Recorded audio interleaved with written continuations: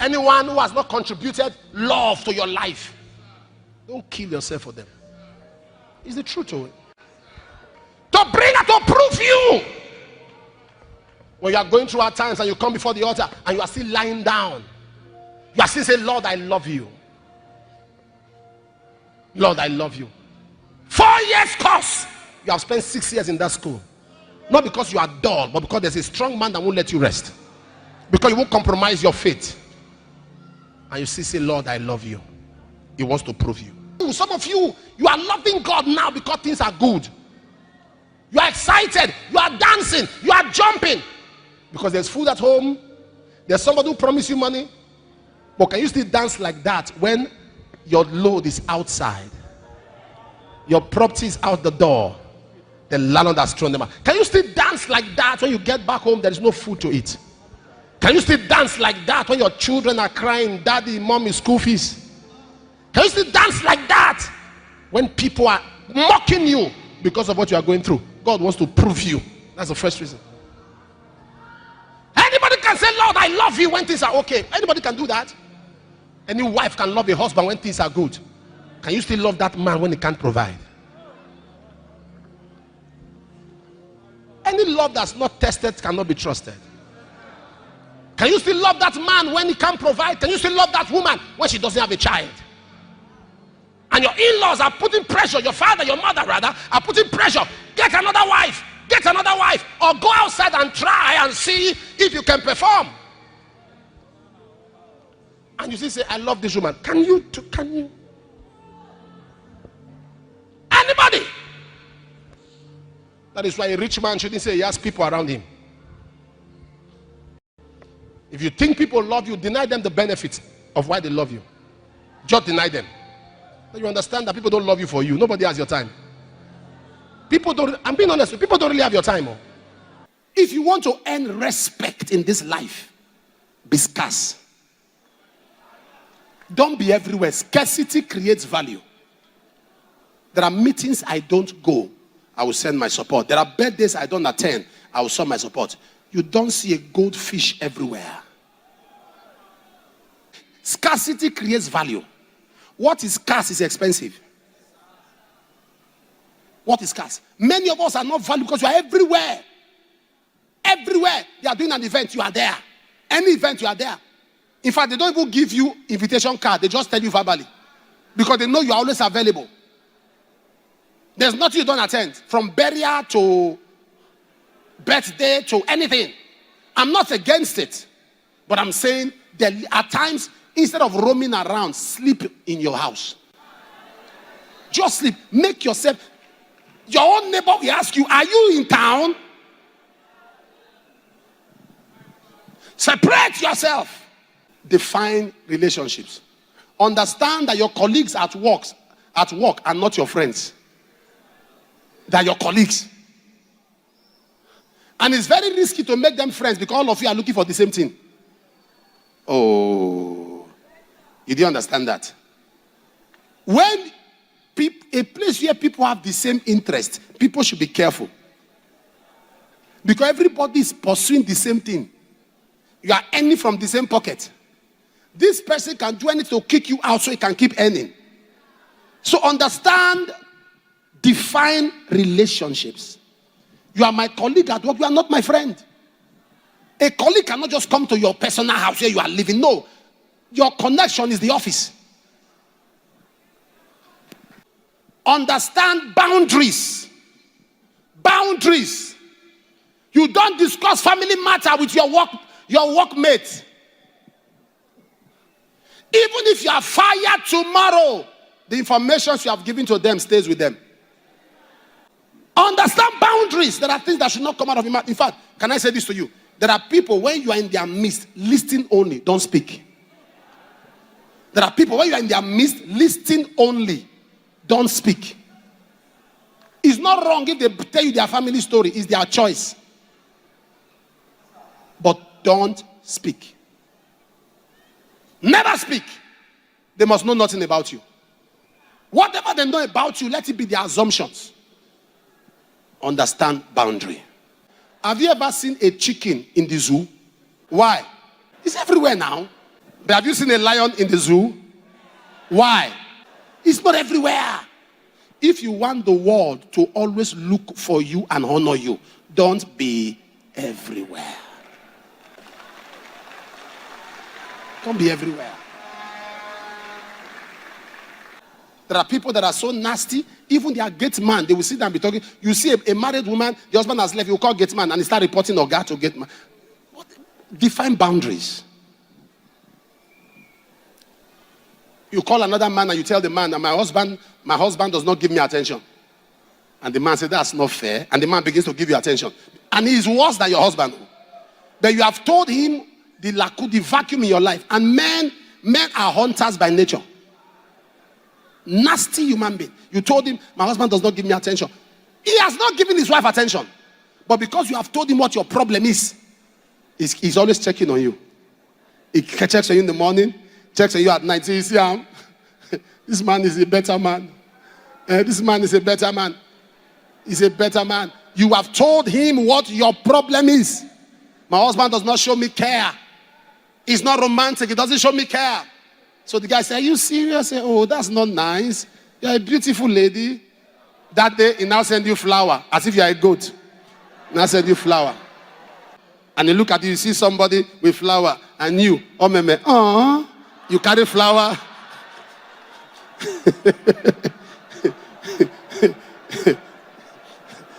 You carry the flower, and you're excited.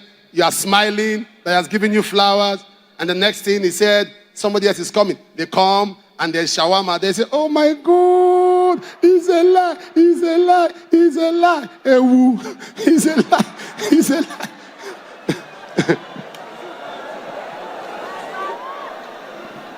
No, what were you expecting? What were you expecting? He's taking advantage of the information when he finished with you.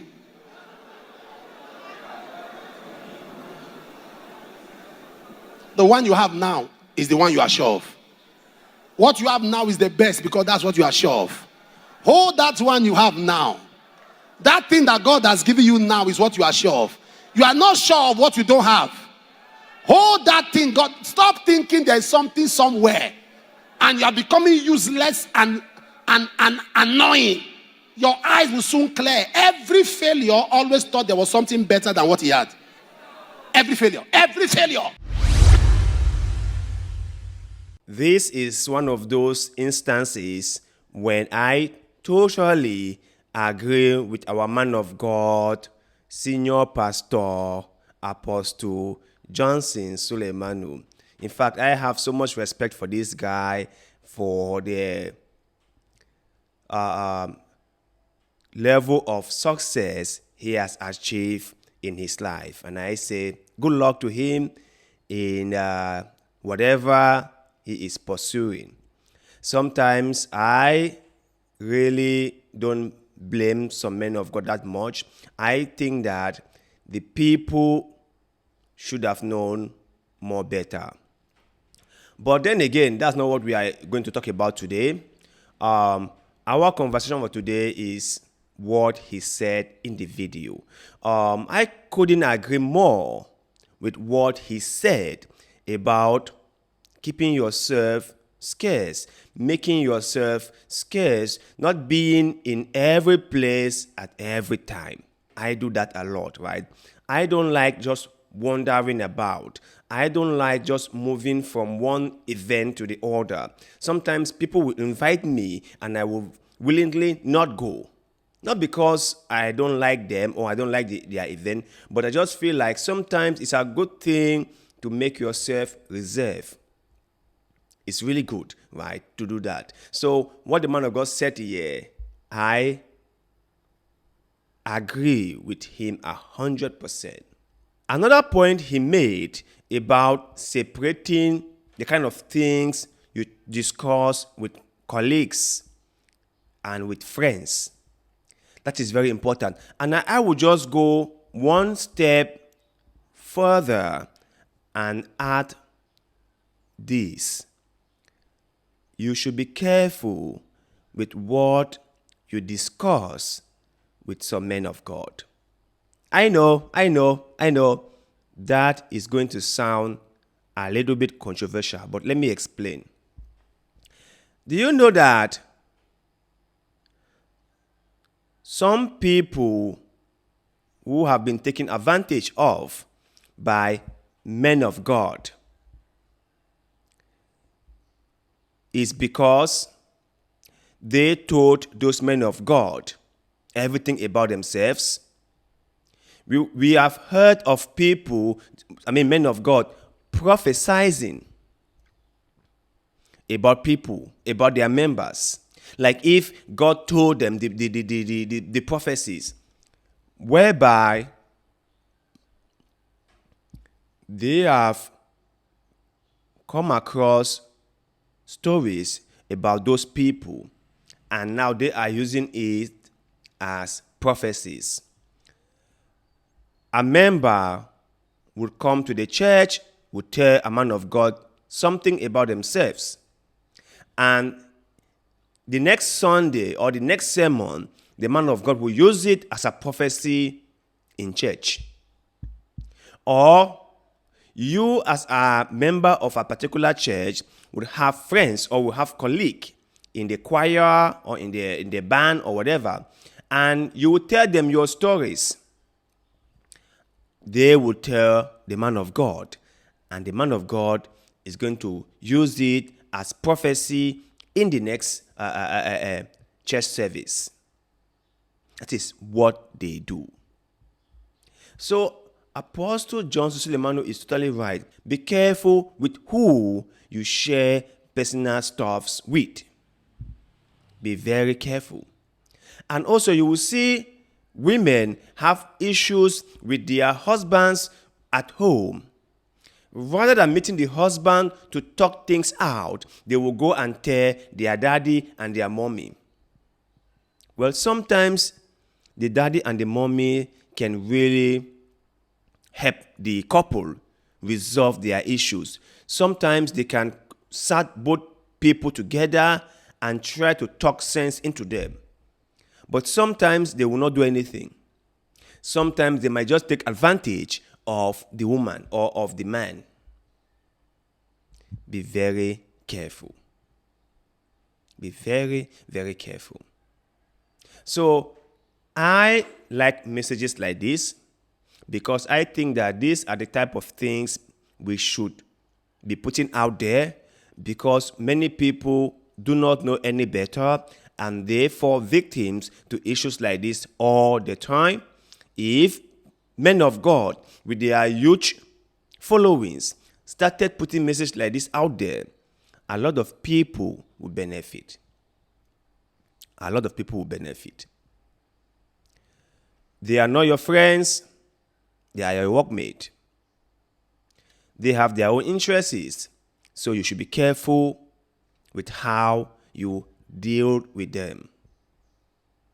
He is not your husband, he is not your wife, he is your daddy in the Lord. So you have to be careful with what you share with them. You have to understand that your husband comes first, your wife comes first before a daddy in the Lord or a mommy in the Lord. So you have to put your own family first and let the daddy and the mommy put their own family first. That is how it is supposed to be. That is how it's supposed to be. And sometimes, right, when you avoid being in everywhere at every time, you remove yourself from some unpredictable situations that might have affected you. There are things you avoid when you are not at everywhere at every time.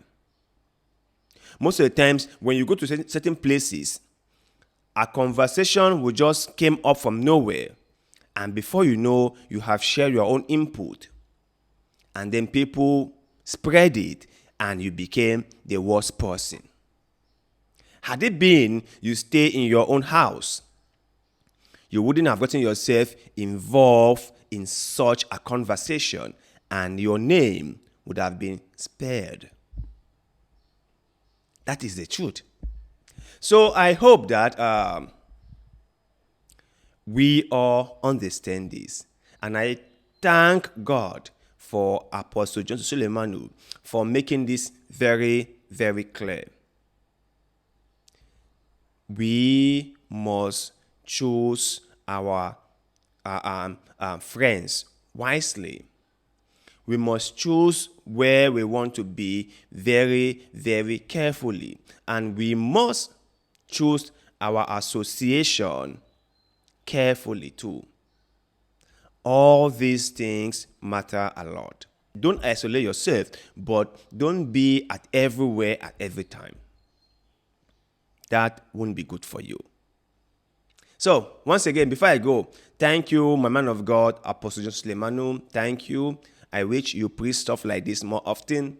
It's very helpful, rather than telling us about a vague prophecy that we will never ever be able to wrap our head around. But anyway, stories for other days. Stories for other days. Stories for other days. So, to you guys out there, after hearing what the man of God said, what is your take? Is he right or not? Are you a reserved person, or would you, from today henceforth, make sure that you make yourself intentionally scarce? What is your take? Share that with us in the comment section below, because like always, we love hearing what you have to say.